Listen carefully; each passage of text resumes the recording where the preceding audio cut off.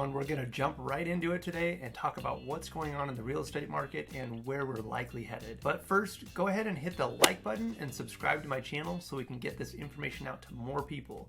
I really appreciate the support, and my goal is to continue to educate and to be able to bring value to more and more people. So thank you for being a part of helping me do that. If you've even remotely paid attention to the headlines, comments on social media, and just general conversation, you can't help but see a common theme.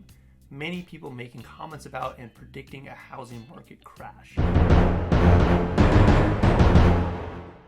While we've heard some of this chatter for quite some time, it's been coming on even stronger lately for a number of reasons. The question now being asked more frequently than ever is if we're in a housing bubble and heading for a crash. Many are implying or even straight stating the obvious nature of the housing bubble and the impending coming crash. I recently even heard the grumblings of a seller who had taken an offer that they really didn't like because their agent told them that the market was crashing and that they'd better take the offer now or they would regret it. Oh, by the way, this offer came in the first weekend the home was on the market. How a housing market crashing and an offer on the first weekend fit together, I'll never really understand.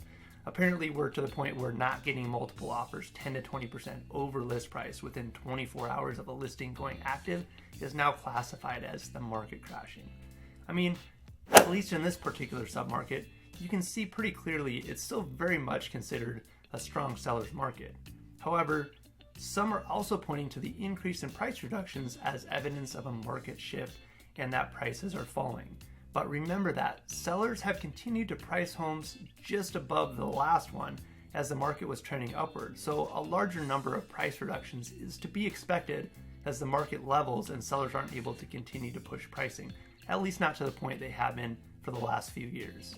The point here is that the narrative you hear in the headlines and mainstream isn't always the truth. Wow, I better stick to just real estate comments on that one. Even if that information is coming from so-called experts in the field, which, by the way, a lot of the noise isn't necessarily from experts. Always make sure you consider your source of information, and if they're qualified and have earned the right to have an opinion on the subject they're speaking on before you just accept what they say. Case in point, recent headlines from Fortune.com read, "Watch these overvalued housing markets as home price growth begins to decelerate," CoreLogic says. Note the growth deceleration verbiage and not prices declining, as slowed growth and falling prices are two very different things. And another one read, "The housing market resembles 2007. These three interactives show if your local home prices are overvalued." Headlines like these can lead a reader to draw the conclusion that we're in the same place as we were right before the financial crisis and headed for the same brutal crash we saw then. This is why you can't stop at just reading the headlines. Actually reading these articles, you'll see that CoreLogic is still predicting 5% annual appreciation, not declines in prices.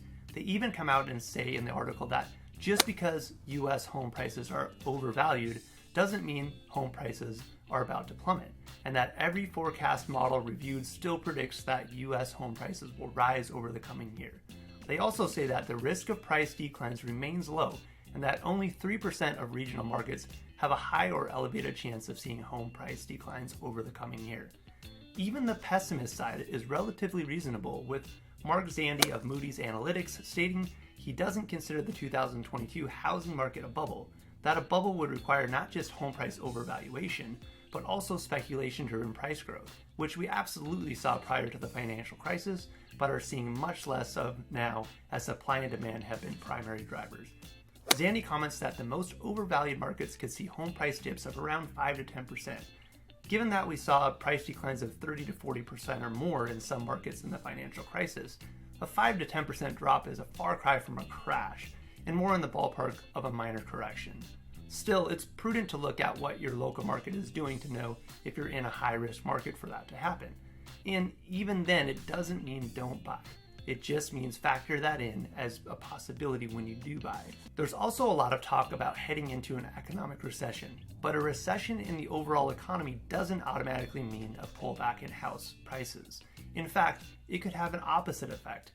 Odetka Kushi, Deputy Chief Economist at First American Title, recently stated that even though house prices declined during the Great Recession, in other modern recessions, house price appreciation hardly skipped a beat, and year-over-year existing home sales growth barely declined, and that the reality is home prices and existing home sales don't necessarily decline just because of a recession. In fact, the housing market actually benefits in one specific way during a recession. Monetary policy is usually eased to boost the economy. We've seen that movie before, right? Often leading to falling mortgage rates, which increases consumer homebuyer power and makes homes more affordable. In other words, I know it's difficult because we all remember the fallout of the financial crisis, but we have to get our heads around the fact that just because that's how it played out last time does not mean that that's how it will look this time. The economy is complex and circumstances are different in many ways right now than they were back then.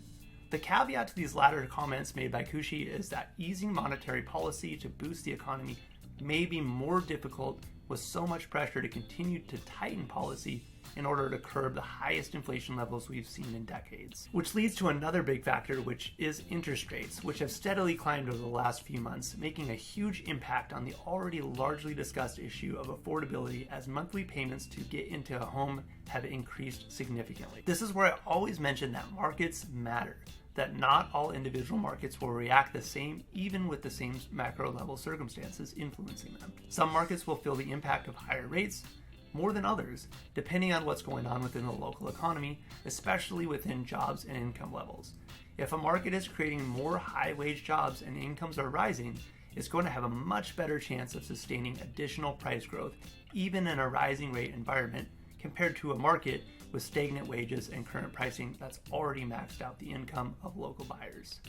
So the answer to the question, is the real estate market crashing, then is a resounding no, it's not. And it's unlikely that it will. Unless, of course, once again, your definition of a crash is specific isolated markets that are overvalued by more than their local market can sustain and potentially will see a moderate correction in pricing.